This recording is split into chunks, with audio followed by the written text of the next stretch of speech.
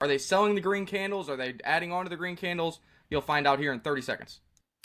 Well, yesterday's pump, I think, is a reminder that you don't always need an explicit catalyst. There doesn't always need to be some big news story. Doesn't have to be, some, announcement from the SEC or the Fed, or it can just be, hey, the market was a little bit oversold. Bears ran out of steam. Bulls take control again.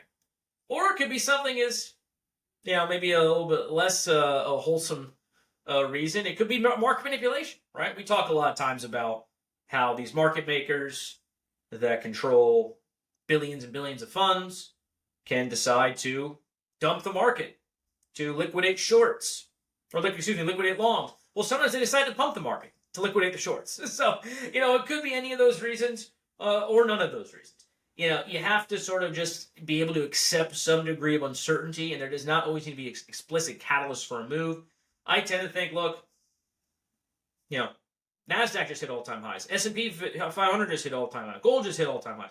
The market is gearing up for this rate cut. They know what's coming. They're getting risk on.